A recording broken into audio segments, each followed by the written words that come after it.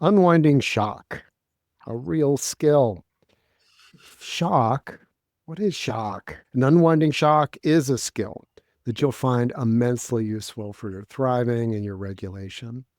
And I'm here, Rick from Thriving Now, with Kathy Vartuli from Thriving Now and the Intimacy Dojo. And Kathy, would you like to take us a little bit more deeply into what shock is? And then maybe I'll talk about what unwinding is. Sure.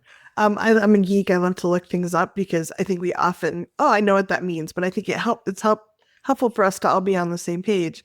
So, we have a sudden or intense feeling of distress or fright in response to an unexpected or unpleasant event.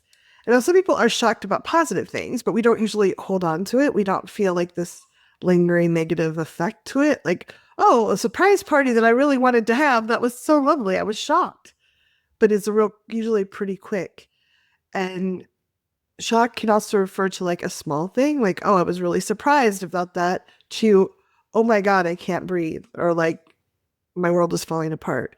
So there's a whole range of things that shock applies to. And a lot of everything we're going to talk about applies to all of it. Um, when we receive a shock, a negative one especially, it's in our nervous system.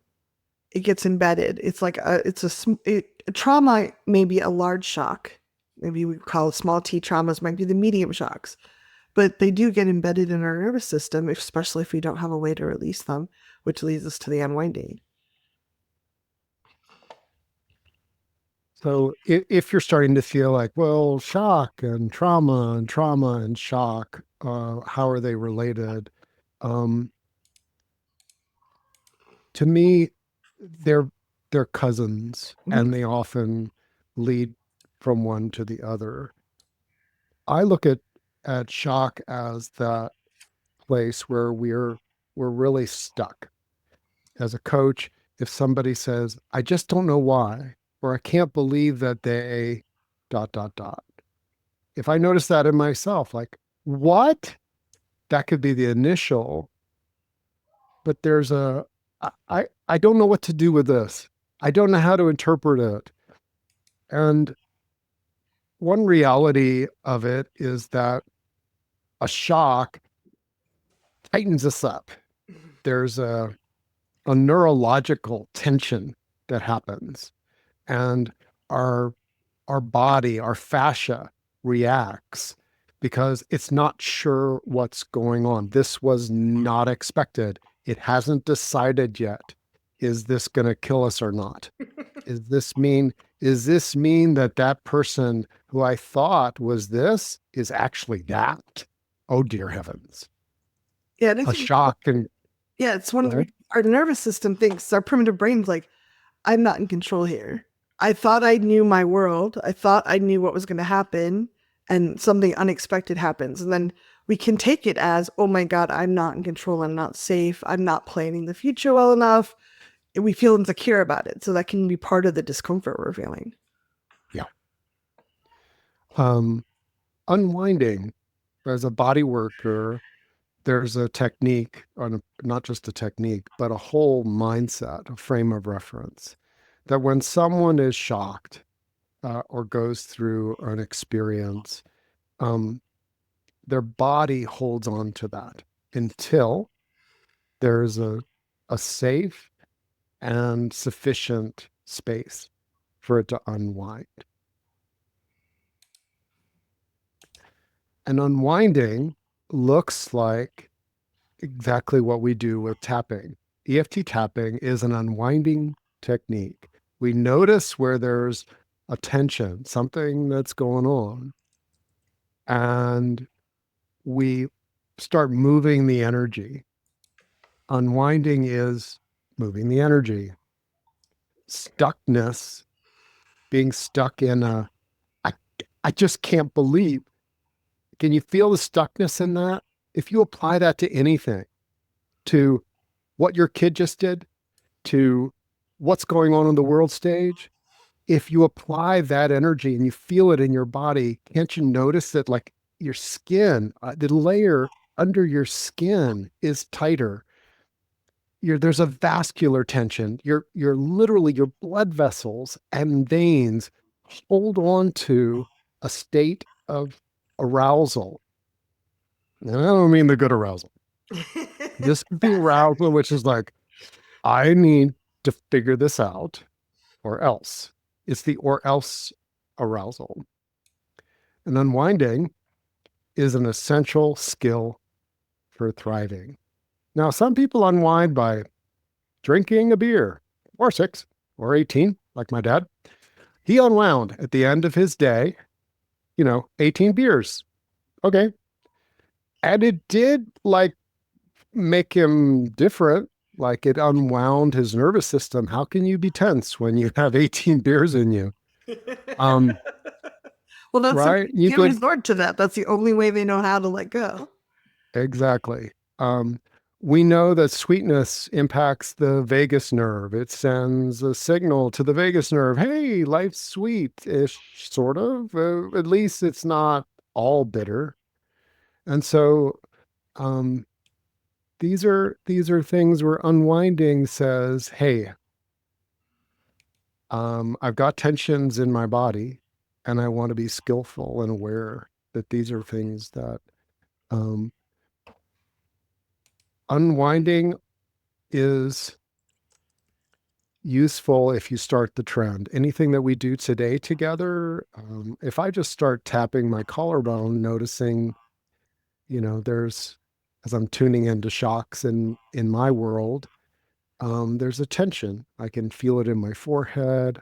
Some people feel it really strongly in their heart or their chest, like the chest, the breathing heart um, plexus here.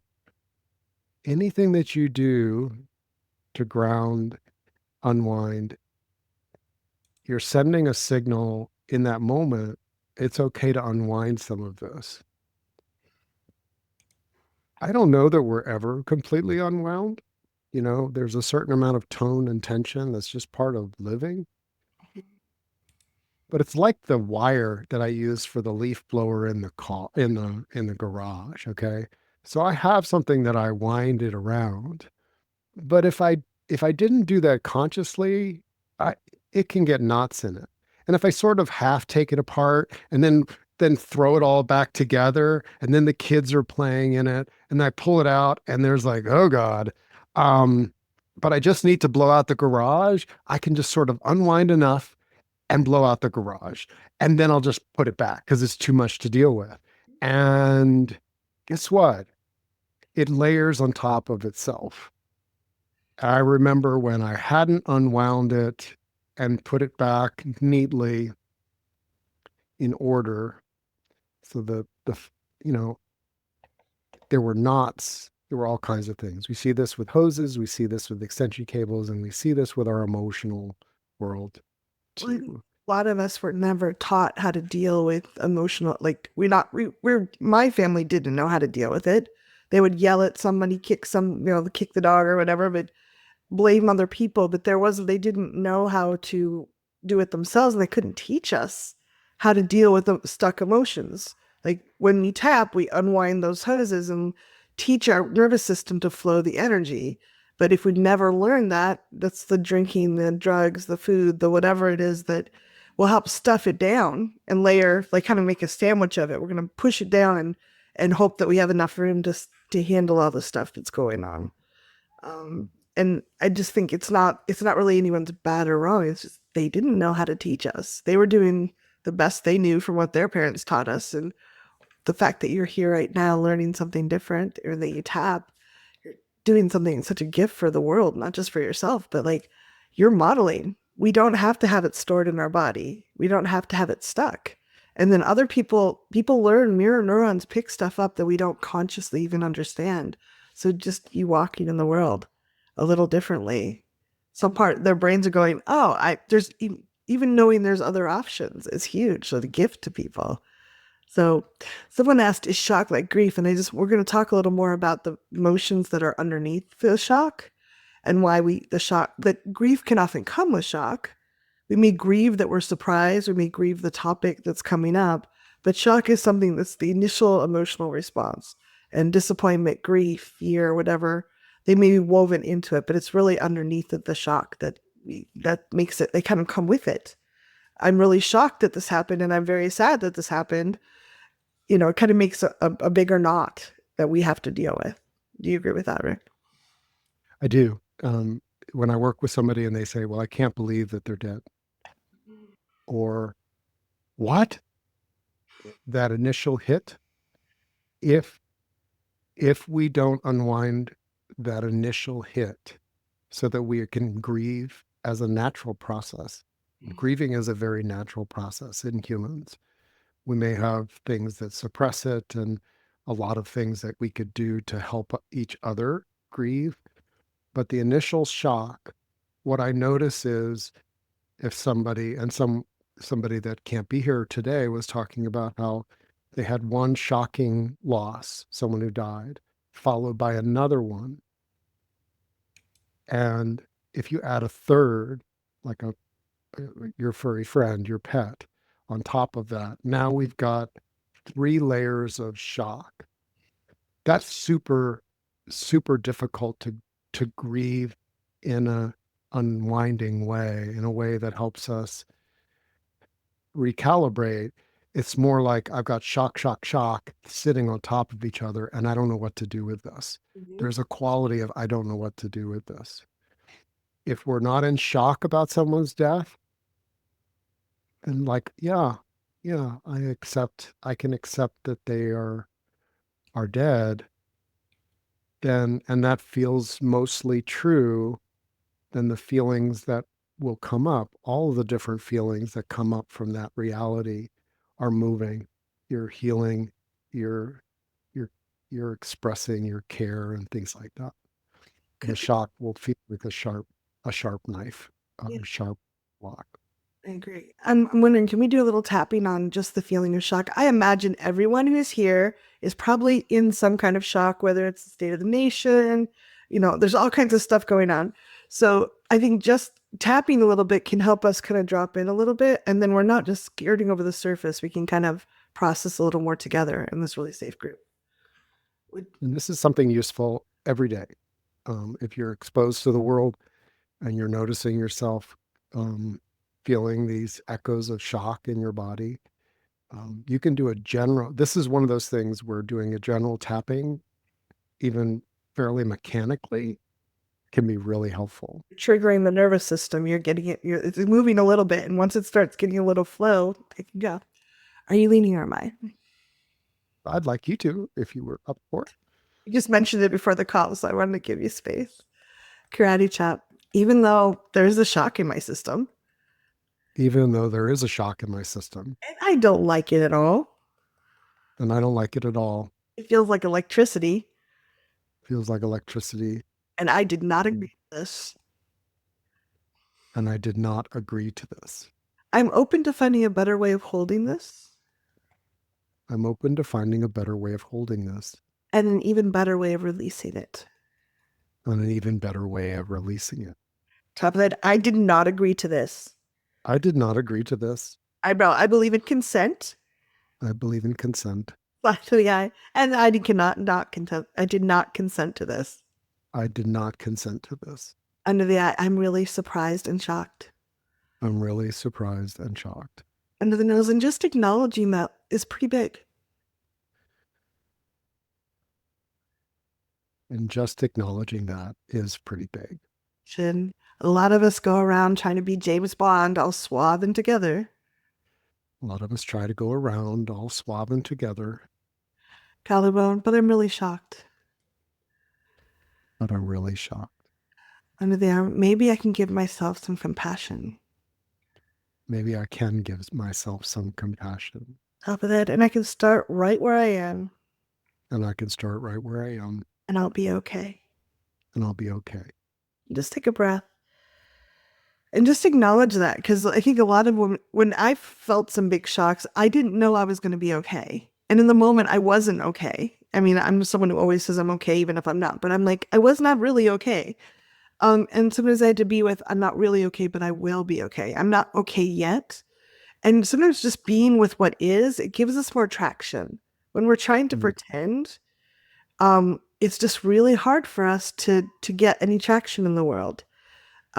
We're kind of struggling, and I blame media a lot for that, because they do, like James Bond or whoever, the really cool people are all suave and together and they like knew the basketball was going to come and they're not even looking and they catch it and they drink a sip of their martini and they kiss the girl or whatever it is. They know exactly what to do and where to go. But that might be take 25 or 51 before we see what we see. But I think our brain internalizes it and say, we want to be that suave. We want to be that cool, which means we don't always, at least I don't, always want to acknowledge quite how shocked or surprised I am. Like, oh, I kind of knew that was going to happen. So I'm not really shocked, but I'm really shocked inside. And we don't let ourselves be aware of what's really happening. It's really hard for us to release it because we're kind of tapped. It's that beach ball underwater. I'm going to hold it underwater. I'm going to put a lot of energy and I can pretend everything's okay. I can't actually do anything about it. But if I can let the beach ball come up and look at it and go, okay, I don't like that much air in it. I'm going to, do some tapping or let some air out of that beach ball. Now I'm dealing with what is. So the more we can just kind of be, here I am, not liking this at all, but it is what it is. And it will change if I take care of myself. Mhm. I had a number of people ask, like, or reflect that they can notice the shock hits their system, but they may not start tapping for 2 days. um, my colleague Carol Look, when there was a lot of shock going on, she was sharing how she has made that a part of her daily tapping. Okay. And ever since we got this workshop on the schedule, I've been taking some of my daily tapping time and without necessarily knowing what I'm shocked about, this is how it might look. Okay. And you start at the side of the hand. Even though I'm guessing, Even though I'm guessing, I have some shock building up in my system, I have some shock building up in my system. I'm asking my body to unwind it now. I'm asking my own body to unwind it now. Even though I'm human, Even though I'm human. and it's really normal for me to get shocked, And it's really normal for me to get shocked. I'm acknowledging that truth I'm acknowledging that truth and asking my body to unwind a bit of the shock right now. and asking my body to wind a bit of the shock right now. Top of the head. This shock, wherever it is in my body. This shock, wherever it is in my body. Eyebrow. This shock in my face. The shock in my face. Side of the eye. The shock in my brain. Shock in my brain. Under the eye. The shock in my jaw. The shock in my jaw. And the shock in my ear. The shock in my ear. I can't believe I heard that. I can't believe And this shock in my body. shock in my body. Collarbone. This shock in my chest. The shock in my chest. Under the arm. The shock in my heart. Shock in my heart. Top of the head. The shock in my blood.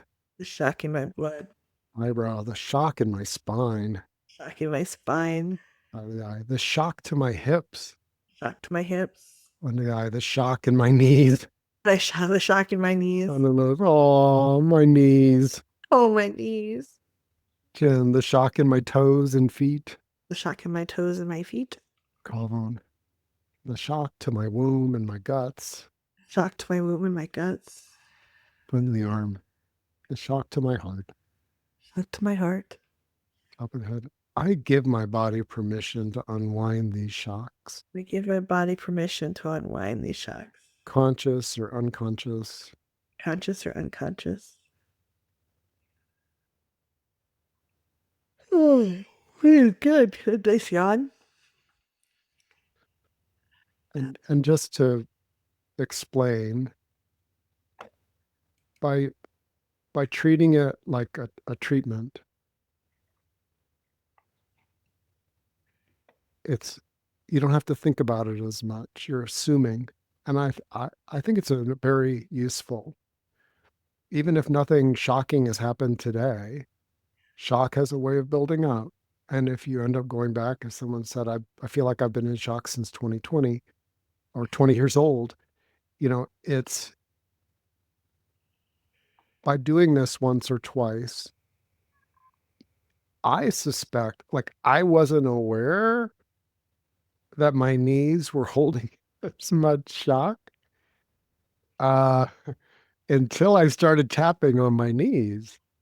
And then, do you notice I paused and acknowledged that, oh, maybe that's why they're a little sore when I'm walking. Shock has a way of making a joint not work the same way. Yeah. In Does that make sense? Yeah. We have to put it somewhere. Yeah. And everybody, like, there's certain things that make us go back, certain things that go like, what? Um, so and you can then tune into your body and say, oh, yeah, I've got shock right there. Go ahead. I've got some shock right there. Tap with me. It's a shock right here. Eyebrow. Yep. I've got some shock I'm unwinding right there. I've got some right there. Side of the eye. Thank you, body, for letting me know. Thank you, body, for letting me know. Side of the eye. We may not know the answer. You may not know the answer. Knows. And I want to unwind the shock. And I want to unwind this shock. Hmm. Unwinding the shock right there. Unwinding the shock right there. Oh, letting my body unwind Letting my body unwind.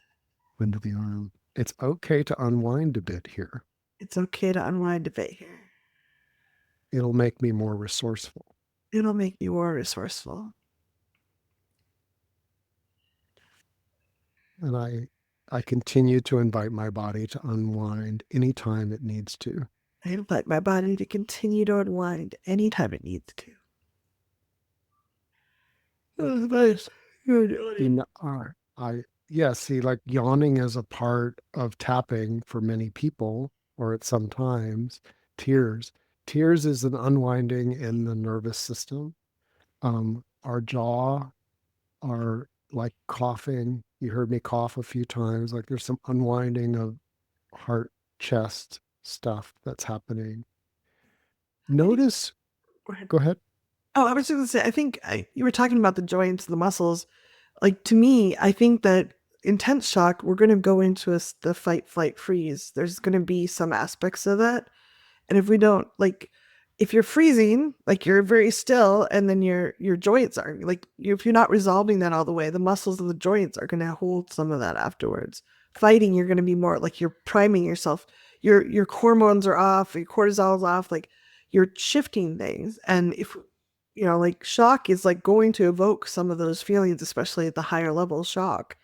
So it's not surprising that if we don't unwind it, it's going to be in our body. And then our subconscious doesn't understand past tense. So if we're leaving it unresolved, it's kind of hanging out and your body's still like, oh, I think I'm still shocked about that thing. I'm still like, that thing is still happening. And if we don't help flush it out, then it's just our muscles and our body's going to hold on to it, if that makes sense. What were you going to say, Rick?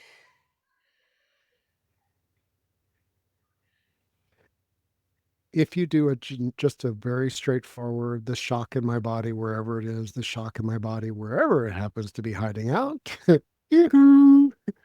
um, unwinding the shock in my body, unwinding the shock in my body, unwinding the shock in my body. Now, notice 3 times in a row now, as I've been tapping, my my jaw has unwound in big way. Now you can feel it sometimes as like tingles or subtle unwinding. This is an opportunity for us to notice where are the where are the key places where I'm likely to be holding a layer of shock. Yeah, but Humans will tend, yeah, we have our favorites, but also there are places like I know I unwind my jaw, my upper neck a lot, physically, emotionally. I check in with every nap I take. I put my hand back there and go, hey, what's hiding out? Because a lot of emotional stuff ends up here for me.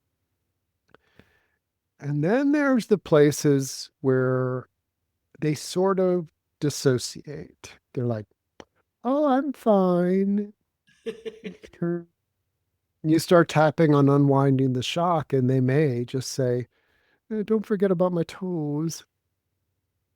Don't forget about my belly, my deep belly. Um, and if we become aware of it during this unwinding process, um, one invitation is to use your hands. Unwinding shock, we are designed to be unwinding when we're in physical contact. When we're shocked, there's a there's a tension to it.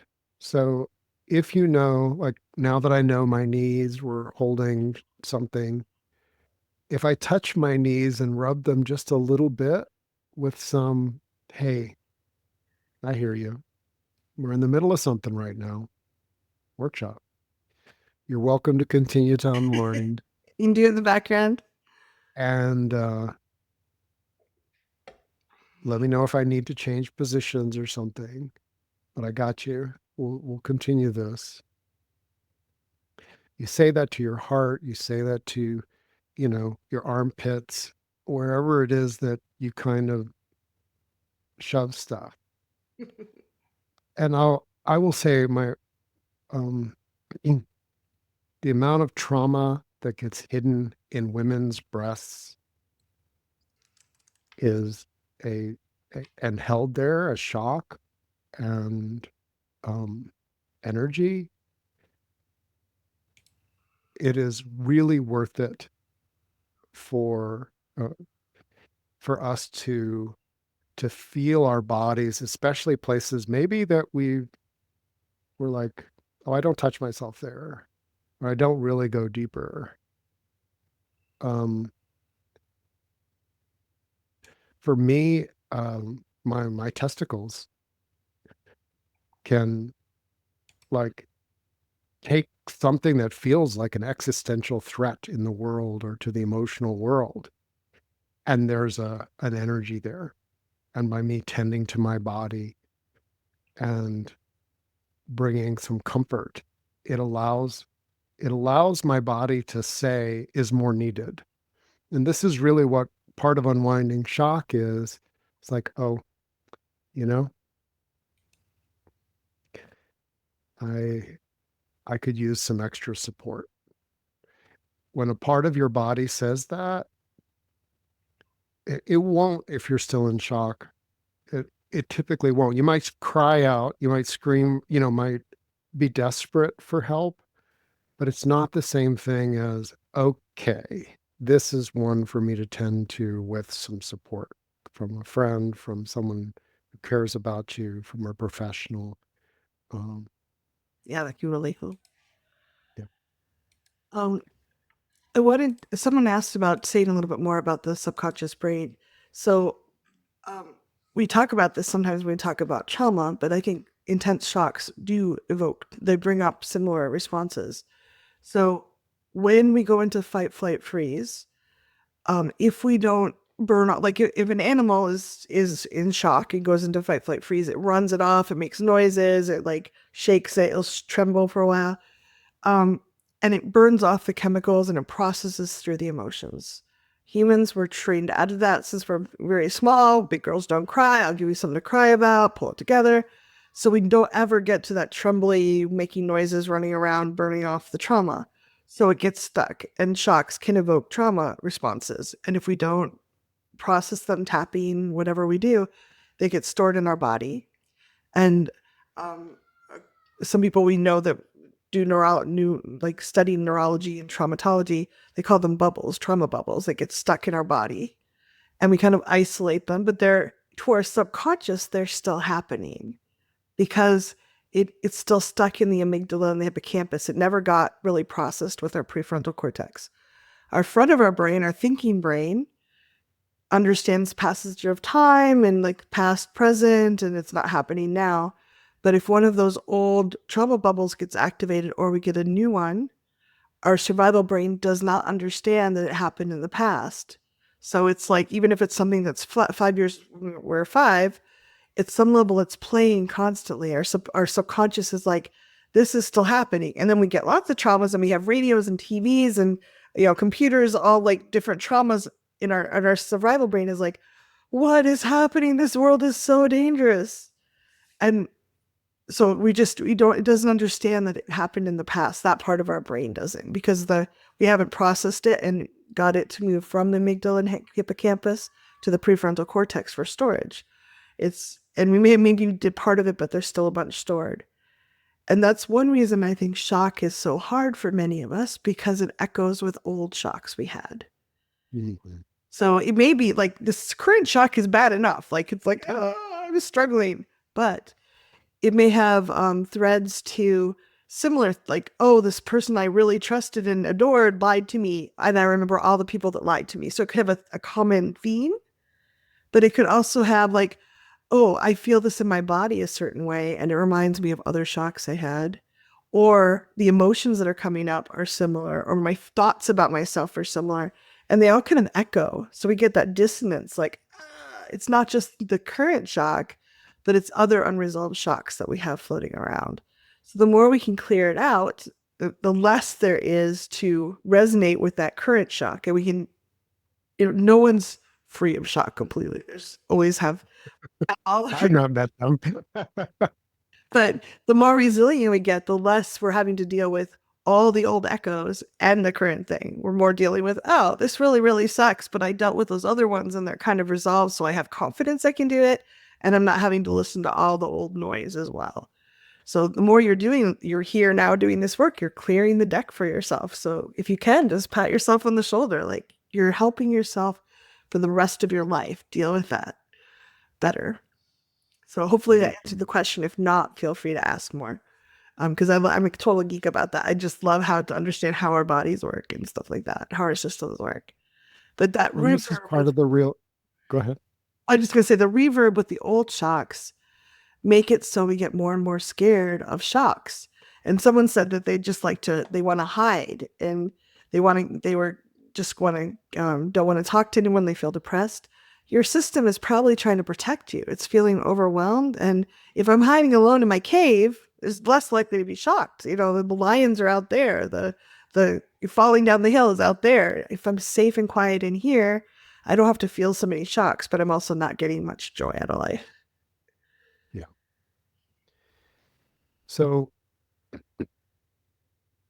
someone said in the chat, thank you. It's perfect timing. I really resonate with the I can't believe they, and this is a really strong repetitive experience for me. Can we do more on this today?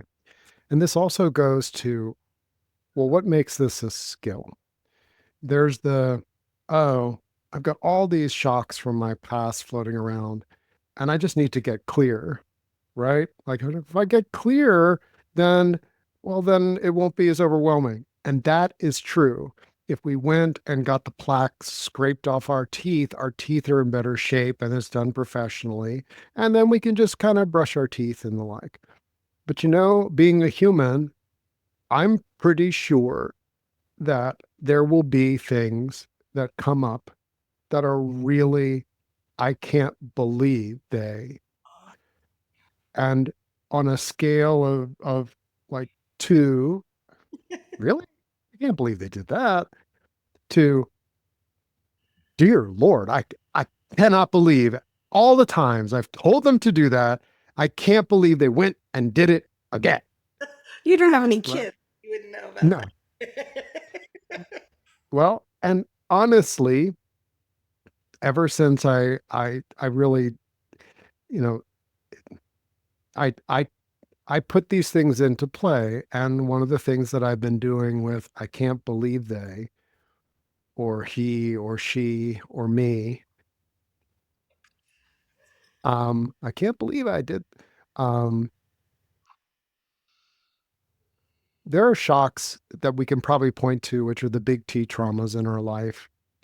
And to go and build a pathway that is able to handle all of that energy in one swoop would be quite a restructuring of our system.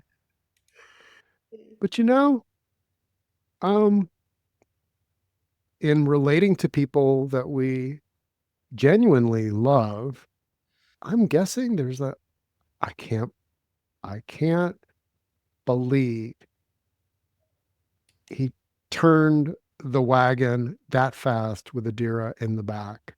Oh, Okay. That happened today. My initial shock of it was, but I've been practicing seeing him as a human and as an 11-year-old. And so it looks like, even though I can't believe he did this, when I told him not to, I can't believe he went ahead and did this when I told him not to.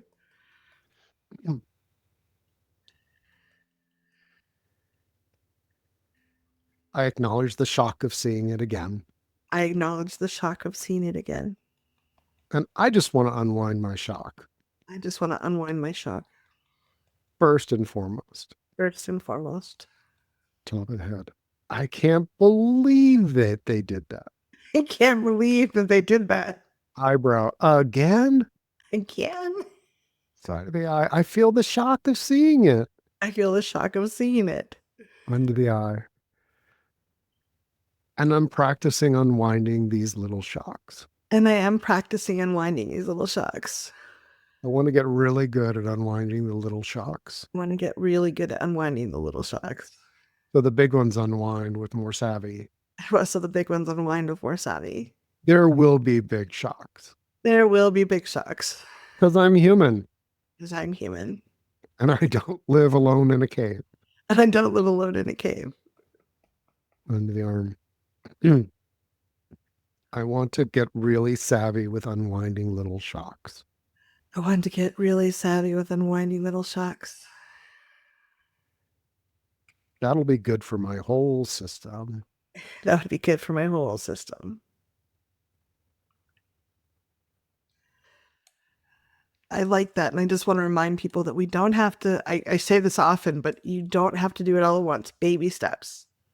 If you can be with the shock and the feelings for even 1 second, if you can be present with yourself, if you can tap even gold stars, but like just being with that emotion, the feelings in your body for even like, sometimes I have to do 1/10 of a second. And then I go run away and I hide in the closet. And then I come back and I feel it again for like 1/10 of a second. And then I'm like, oh, I can actually do 2/10 of a second. And it's kind of an exponential curve as my body understands it's not going to die because it's feeling these really intense feelings. And it doesn't always believe me. But I'm like, oh, I'm just dip the finger in and then I'm going to back off. And I may not do another for like several hours or the next day, or I might get support. Rick, can you be with me while I'm doing this? So just remember, when we're talking about dealing with shock, no matter how big it is, it's resonating with all the older echoes. Be gentle with yourself and just take it as you feel you're right to do. Like listen to your body. Take a deep breath. One of the benefits of I can't believe they is that you're not in that self-recrimination loop. I can't believe now that will come along for the ride. But for a lot of us, again, if you pick the littler things, if you pick somebody that you genuinely care about, right? Rather than the person that you'd celebrate if they died tomorrow. First of all, they're close and there's a love connection and there's a resonance, especially if they matter to you at all. And what I notice is that as I tapped on that with the picture in mind, that I can't believe he was running down the hill and then he changed directions like that. Now he did it. Here's what I notice. Now that I'm not feeling the shock, well, that's actually pretty talented without actually flipping the wagon out. They're working together there. And that's nothing compared to what I used to do with my brother. I'm not saying that I'm not going to at some point mention to him that if they want to do some, things, maybe we'll get a different device than that wagon, Put put um, pads on her head and her or have a helmet on at least. the Um, whole wrapper. yeah, and um, see, shock wants me to control. Shock wants me to change the world so that I don't get shocked that way anymore, as if that's going to happen as a parent. Not right. Like I'm not that silly, naive to think that I'm going to control anyone else's behavior. I have enough challenge as a human influencing mine sometimes. But shock has a way of lashing out.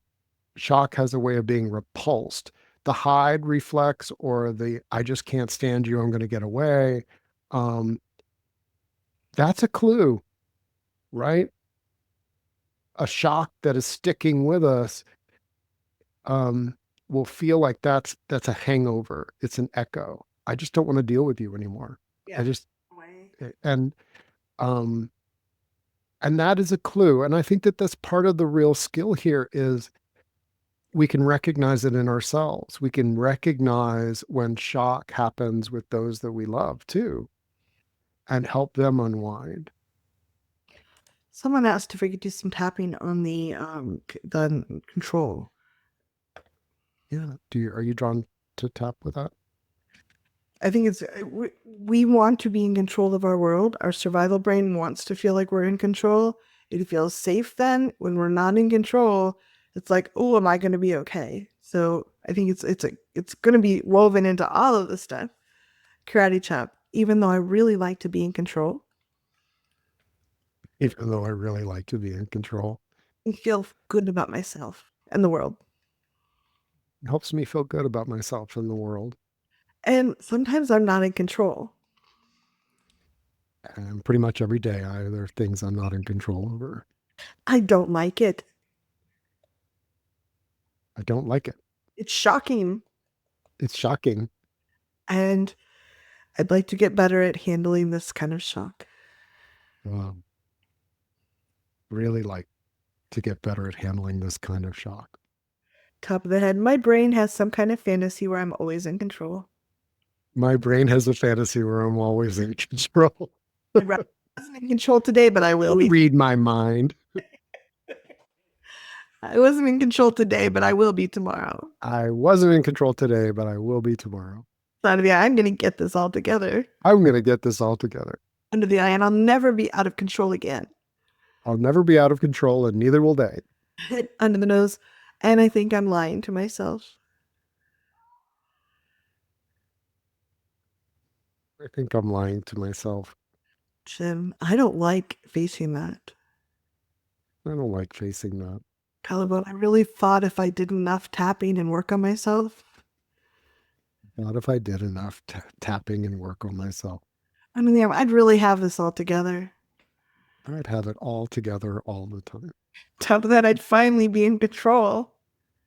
I'd finally be in control. Eyebrow, but humans are not always in control. Humans are not always in control. Under the eye, things happen. Things happen. Under the eye, people have free will. People have free will. Under the nose, the environment does things. The environment definitely does things. Jim, politics, Politics, collarbone, and just mistakes. and just mistakes. Under the arm, I'm not always in control. I'm not always in control, Top of that, but I can be in control of releasing the shock. but I can be in control of unwinding the shock. I'm going to do that right now. I'm, I'm doing that right now. Nice deep breath. Just notice, like, I think that if we take all control away from our system, it's overwhelming. Like, our system does not like that.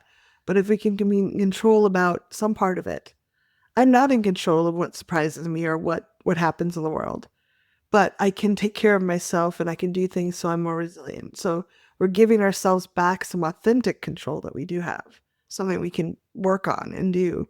And I think that gives us a lot more, makes us feel more grounded in reality too. We're going to take a break here in a couple minutes, but let's just do one more tapping about the surprise. Um, even though shock is a kind of surprise, Even though shock is a kind of surprise. and it's really surprising that they behave that way. It's really surprising they behave that way. I've really tried. I have really tried. What is the shock protecting me from? What is the shock protecting me from? Top of the head. It's just shocking. It's just shocking. Eyebrow. It is shocking. It's shocking. I accept the unwanted reality. I accept the unwanted reality. It is shocking. It is shocking. I don't need to hold that in my nervous system, do I? I don't need to hold it in my nervous system, do I? Chin. The shock may be protecting me from other feelings. The shock may be protecting me from other feelings. Oh, thank you, shock, for how you serve me. Thank you, shock, for how you serve me. On a primal level, it's so useful. On a primal level, it's so useful. On a primal level, shock's amazing. Our primal level shock's amazing. And I am working on upgrading And I am working on upgrading and unwinding the shock that impacts me. and unwinding the shock that impacts me. I'd rather be, and this is where you can, over the next few minutes,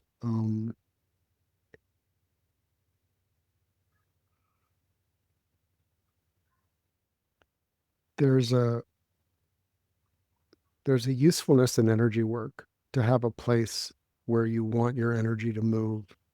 Does that make sense? Acceptance is one of those. But when it comes to shocks, um,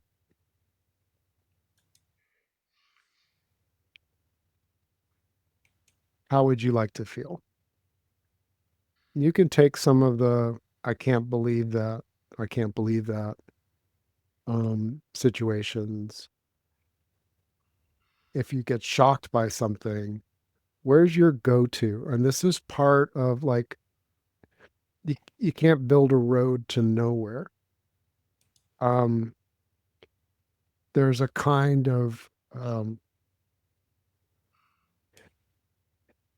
if it's shocking to me, a place I can go is clear about what matters to me. And there's some intensity there, right? Not just, I want to feel peaceful and calm and clear about what. No, no. We're going from shock, the next waypoint. Where do you want to go? Like, oh, I want to have my shit together. Okay.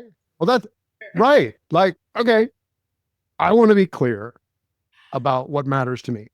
I want to be clear about what's going on, even if it's hard to face.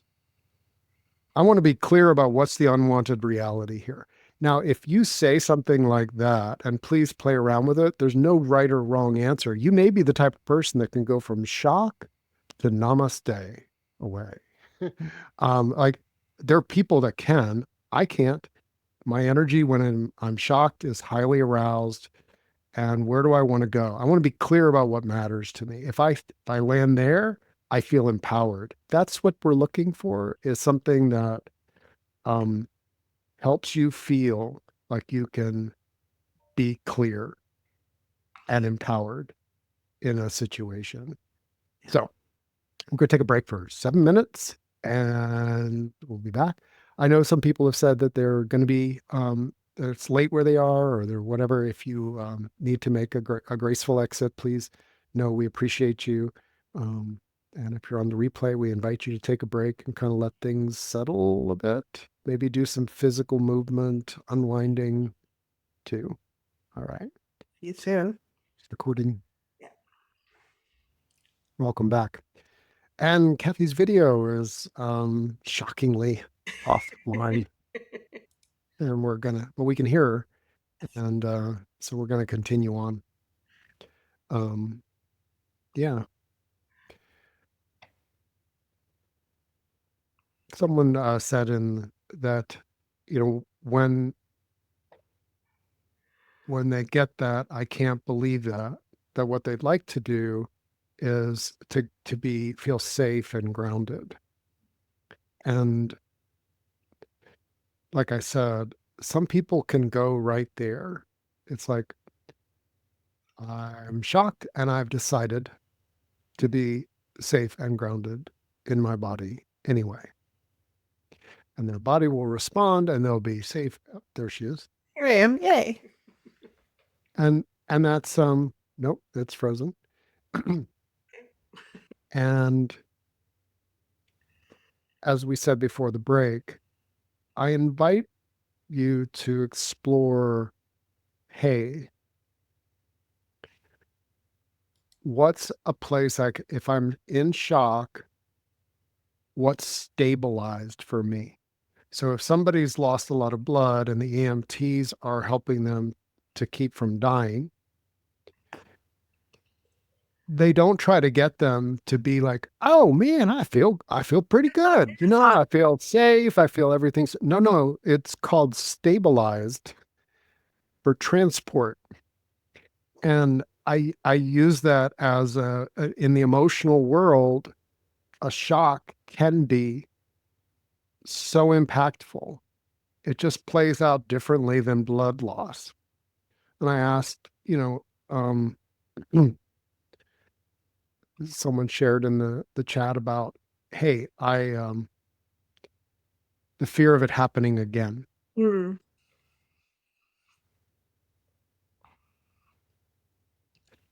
And I asked, how intense is the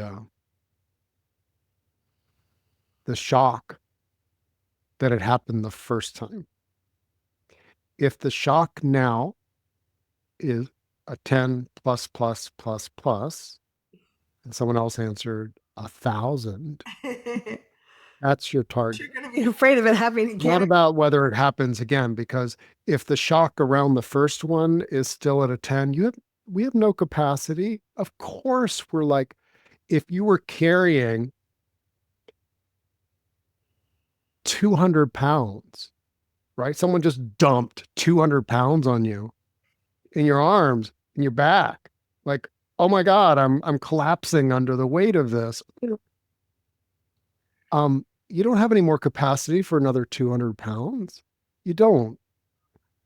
And and we this is not trivial. Things happen. Someone said, what about the big shocks? Yeah. Uh, the big shock of a cancer diagnosis, recurrence that even shocks your medical professionals. They've never seen anything like this. Um,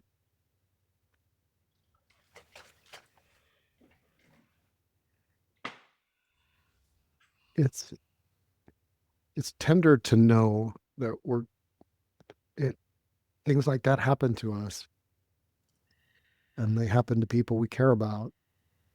They're happening, I'm hearing, and some of it's private and some of it's public. Um, a big shock. If I know I'm in shock, the clue of like, I don't know what to do with this. I don't know. I don't know how to live. I don't know how to deal with this. Do you notice what I'm like? I don't know how. I don't know Is right in now. I don't know how I can. what why. Like trying to answer the existential why question. Um, the tapping could be like, yeah, I'm in shock. Oh, I'm in shock about this diagnosis. Shock. I'm still in shock about what happened. Still in shock about what happened. I'm still in shock about what happened. I'm still in shock about what happened. I'm still in shock about this diagnosis. I'm still in shock about this diagnosis. Still in shock about what they said. I'm still in shock about what they said. Chin, I'm still in shock about what happened. I'm still in shock about what happened. And I need to unwind enough And I need to unwind enough. so that I'm stable enough I'm stable enough to have my clarity. to have my clarity.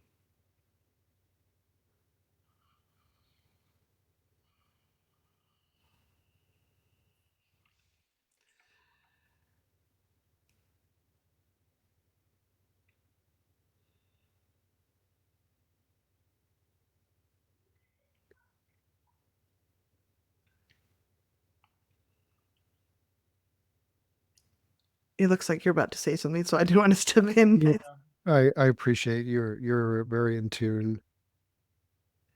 If you check in with the shock of it happening or the diagnosis or what they said, whatever it is that you were tuned to, did it move at all? There's nothing wrong if it didn't move. But if it didn't move at all,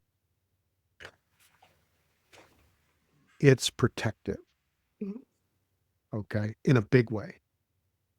If it's a big deal, it's a big shock, big impact on our nervous system. Maybe it's layered on top of a lot of other things like it, that we might not even know was there, still tense and unwound, not and still wound up. Um, it may move like a micro inch, but you can feel it. It's like, okay, that was good to acknowledge. It's a big deal. Um, if it's not moving at all, here's the thing. Well, there's probably a big feeling that you're not actually ready to feel Feel here or awareness by yourself or an aware for, kind. yeah. Um,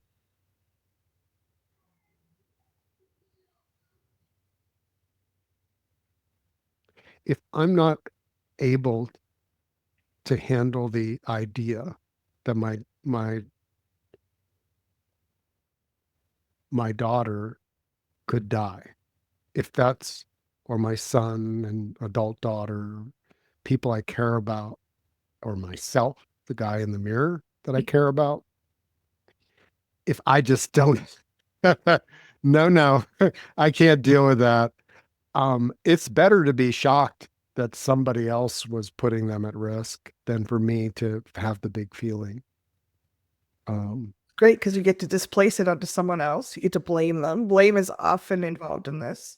Blame, we may blame ourselves or someone else, but the blame kind of keeps everything stuck in a way. It kind of anchors, cements it in place until we can release some of that. you Uh, touched earlier in the workshop, Kathy did, about control. We did some tapping there.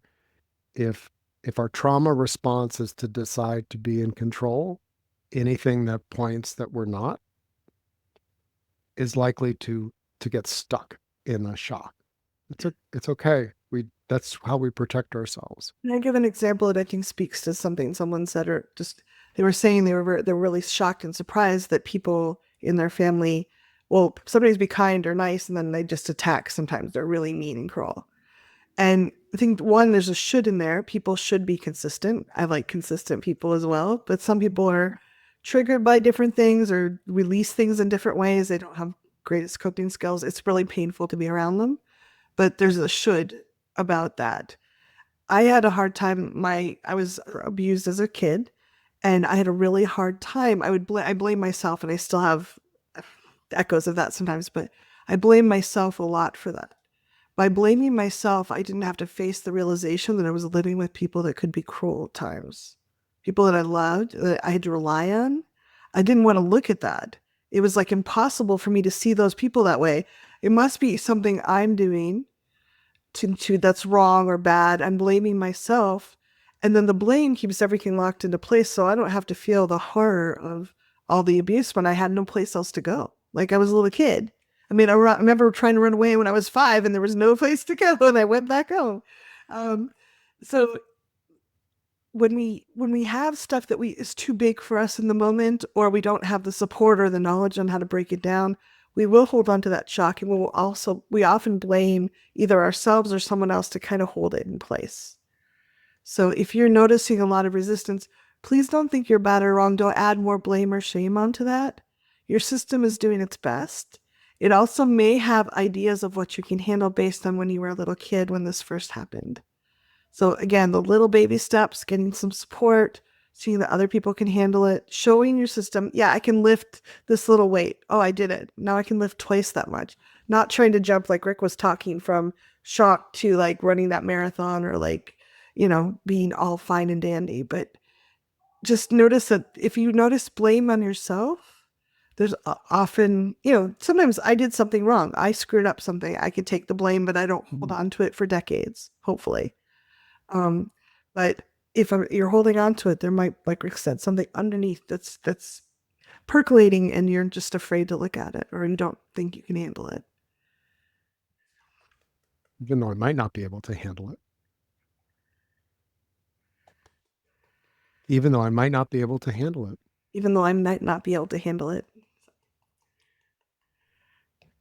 The shock is still really intense. The shock is still really intense. And time has passed. And time has passed. But the shock is still really intense. And the shock is still really intense. I accept that there may be some deep intelligence here. I understand there might be some really deep intelligence here. Top of the head. This shock may be really serving me. This shock may be really serving me. Eyebrow. And it's a big deal. And it's a big deal. Out of the eye. It is a big deal. It is a big deal. This particular shock is a big deal for me. This particular shock is a big deal to me. Into the nose. I want to feel supported. I want to feel supported. In unwinding this sufficiently. In liking this sufficiently. So that I'm clear. So that I'm clear. Collarbone. And a bit more confident each day. And a bit more confident each day. Under the arm. I really want to unwind the shock here. I really want to unwind the shock here. Top of the head. And I ask the intelligence in my body, mind, and spirit. I ask the intelligence of my body, mind, and spirit. What the prerequisites might be to unwinding this. What the prerequisites might be to unwinding this. That was really nice. And someone asked, tapping on the blame and shame, and I it's come up now several times privately, and thank you for posting that. So if the I can't believe that is I can't believe that I can't believe that I didn't, it's a shock where instead of being at someone else, it's internal. That's definitely a big flavor of shame. Okay. I can't believe I didn't. I can't believe that and even tapping on that, as honest as you can be. Blame is essentially that. I can't believe that How could they? How could I? How could they? Yeah. Top of the head. How could I? How could I? Eyebrow. I can't believe that I can't believe that I. There. I can't believe I didn't. I can't believe I didn't. Under the eye. And the shock is keeping me really activated. The shock is keeping me really activated. Under the nose. And when I'm not activated, I'm feeling all this blame. When I'm not activated, I'm feeling all this blame. Yeah, and blame and shame go round and round. Blame and shame go round and round. Hold on. And this is actually not all that useful. This is actually not all that useful. I want to be more savvy with myself. I want to be more savvy with myself. Top of the head. What if I set aside the blame and shame for a bit? What if I set aside the blame and shame for a bit? How do I want to adapt my behavior in a healthy and thriving way? How do I want to adapt my behavior in a healthy and, I'm sorry, I lost the other word. Thriving way. Way, yes. We did a workshop on reframes. This is where a reframe can be very helpful. I could look at it this way, and in which case, I can't believe that. And I choose to look at it this way now. This is the frame of reference I'm gonna look at. And landing on that, if somebody is in shock, their capacity to reframe is negligible, right? Unless you have one that you can just pull out of your pocket and read. I am not responsible for my son's stupidity. Even though I birthed them. you know, think, ah, it's right in my pocket. Wisdom from my unshocked self. And you go from there. I don't know. I believe it's useful for us to acknowledge that um, shock, just like being trauma informed, shock is an aspect of this. Unwinding shock is often the first step to healing trauma. If somebody is in shock, and you'll see this on circle calls, if I check in with someone and like, how high is the shock? If it's a 10, it makes no sense to move forward without massaging and being with the shock of it, the shock of it, the shock of it. I can't believe why. People that want to, that, you know, they got divorced 20 years ago, there was a betrayal, and the why, but why did he, why did she, why did they? Um, that's a protective shock.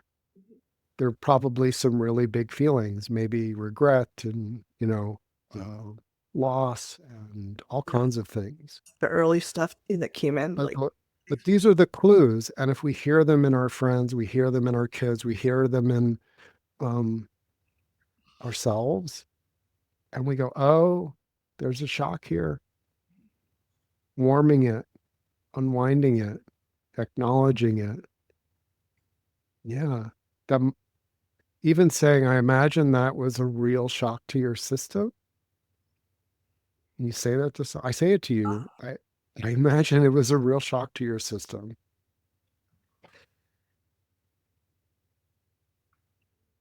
That can be the start of an unwinding, um, the acknowledgement, because often we can start, like Kathy said, we can blame and shame ourselves for still not getting over it. I'd You like know, something you said, a couple of questions, a couple comments and questions in here, because I think what you were talking about how, like, we don't want to see the negative in ourselves. The blame, I think being accountable and being acknowledging things we did wrong is great. Blame and shame is not really effective. It doesn't really change anything. It just makes everybody wallow in the muck.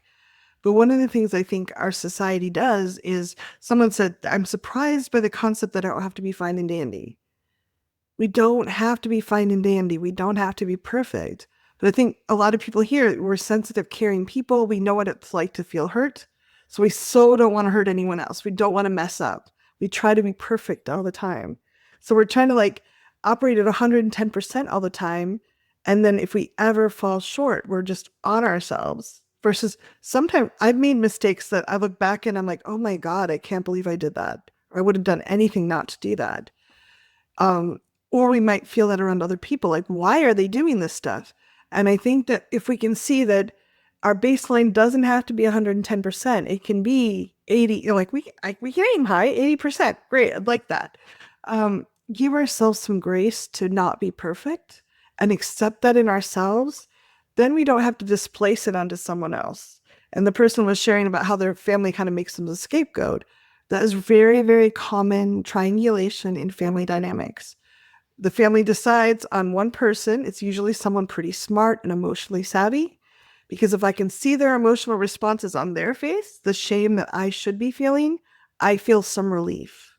So if I blame someone else that actually is intelligent and emotionally tuned in enough to actually respond in a way that I should be responding, or I think I should be, then I don't have to feel it so much. And I think people that can't accept that we all make mistakes, we all do things that are not perfect, we don't always have to feel good. I think that might be a useful call at some point to do. Just like, how can I accept that things aren't 100% perfect all the time? Because, we're going to stay shocked and surprised when people treat us badly. But if we can see, oh, they have feelings they don't want to face and they're putting them on me, I don't have to take them. Especially as adults, little kids don't have a choice, but as adults, we can go, oh, that's all about you. It's not about me at all. And then also give ourselves some grace to not be perfect all the time. it takes some of that pressure off. And then we may feel shocked, but we're not stuck there so long because we're not blaming, and it's kind of like you're cementing everything together. Does that make sense? It was a very tender realization that I held a lot of shock about certain things that happened in my childhood. That if I had actually faced the unwanted truth and reality at the time, it would have utterly overwhelmed my system. You probably wouldn't know me. I don't think I could have survived. And I look at my family. My dad was an alcoholic. I mean, uh, yeah, he was. Nobody called him that. No one faced that truth. It wasn't until 10 years after, I mean, there were a couple of us that mentioned it at his funeral. Um, Not to everybody, but there's kind of acknowledgement. And I've seen this with like people that are with a narcissistic partner or mother, father, sister, brother. Repeated shock is hard on our system, but it may not be as hard as the terror that we might get hit with of how unsafe we are. And when I see somebody who still feels shock, but also is like, I'm seeing them more clearly now, that's the unwinding. It doesn't insulate us from the shock of being treated in harsh ways. I said, like, if I'm still going to be shocked when I hear this person said this and this person did this and this is changing and that, oh my God. Um, I live in Asheville, North Carolina. We've been through some things. Um, I heard one of my friends' story who had a mudslide come right down at his house and mudslide washed away. There's still so much shock. But what I'm noticing is if I land from the shock of okay, that's shocking. I didn't know that. I didn't know that you were outside as Godzilla was coming down and knocking down the trees, that my friend could have been one of the ones that was washed away. I didn't know that. And if I'm triggering anyone, I apologize. But this is where I could land was not being okay and peaceful. I just couldn't.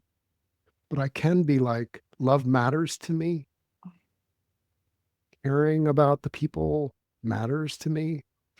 Safety matters to me. Respect, not just like for what people do, but respect for their humanity and how challenging it is and can be and will be for certain things that are alive with their life. Like for those of us that have huge empathetic capacity, we're not taught how to be with empathy where we're really helpless, right? We can't help everyone and we can't sometimes even help those that we're closest to. I cannot help my daughter get a new job. She's a PhD, works for a national lab. I So where do I land? If I land back on, well, I know what matters to me, my respect for their humanity, my respect that sometimes it's the hardest things that we go through that really craft who we become and what we have capacity to be with later in life. I've gotten to know many of you very deeply, and I know that like I would never wish the shocks and horrors that I know some of you went through, and I've come to know you downstream. So I know shock can be unwound to a place where now it becomes depth and clarity and a kind of resilience that doesn't make us immune to being shocked, but it can create and nurture and support the pathways that we have, not just individually, but together. I know that there's a lot of capacity. I feel you all holding space for me right now as I hold space for you and we hold space together. That's what makes this a workshop instead of just a podcast. It it's co-creating a field that says, it's okay. I'm going to get shocked. I'm human. Oh, I remember when Kathy mentioned that. I see that happening right now. I'm going to start tapping. I'm going to start acknowledging. Oh, this is way too big for me to deal with right now. So I'm going to let the shock be like, I can't believe it. I refuse to believe it. That's a safe place to be right now, especially if I'm not adding fuel to it. Yeah, I refuse to believe it right now. Yeah, I just refuse. I refuse to believe it right now, or I can't believe it right now. And I'm asking my body to unwind, to stabilize myself so that I have my clarity, so that I can move forward and maybe even be thriving anyway. Maybe even be thriving anyway. I don't know if this is useful or not for folks, but one thing that I've been studying Buddhism a lot, and there's a lot about relieving suffering. We all want to avoid suffering, but we can learn a lot from it too. So, I was listening to Ram Dass the other day, and he dealt a lot with people dying. He was very present with their dying, and he's like, sometimes taking the suffering away actually can prevent people from growth. Like there's some, like we can definitely try to avoid it, but if it happens, we can actually go through it and learn from it. And one thing you said was like, there's people in your life that you really dislike. There's certain politicians I'm just like, oh. And he said, maybe we can, we don't have to vote for them. We can, do whatever we want to like try to make it better. But maybe we can also at the same time have compassion that maybe they're going through a different experience in life. They chose different lessons.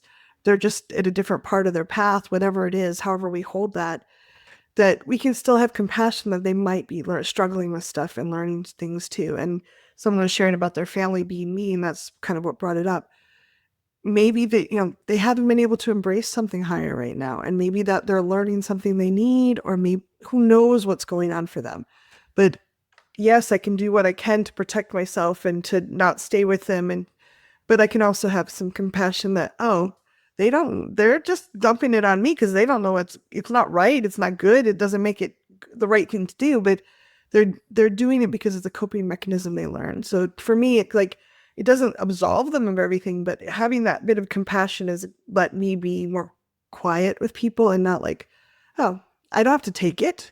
They're trying to dump it on me, but I can have some space where, oh yeah, it's the best they know how to do. It's really kind of sucks. I wish they were someplace else, but just a thought. Thank you for that's an example for me of you take the shock of what someone says and does, and you stabilize yourself well enough that compassion. It's a good look for me. I'm reinforcing. I'm reinforcing that, and I'm not forcing it, but I'm reinforcing that it's a good look for me. Like I know you as a compassionate person. My goodness, for 18 years, you've been the most compassionate human I've ever known. And it is not surprising that even in the midst of shocks and horrors of the emotional, political kind, that that could be a place where you would find yourself. And if we find a place where we like, okay, this is me, and now what? And then we can enjoy things that and people that really are our kin, that share values and share what Yeah. matters, co-create together. Yeah. I feel really blessed to be here with all of you. Thank you for the co-creation. Thank you so much, Rick. Mhm. Ah, your feedback is invited, not required, and invited. ThrivingNow.center, where the replay will be posted, is a place where you can engage, share, um, and we invite that. You're you're in our hearts and in our energy. Thank you for being a part of this circle and community. Till next time. Hey, everyone.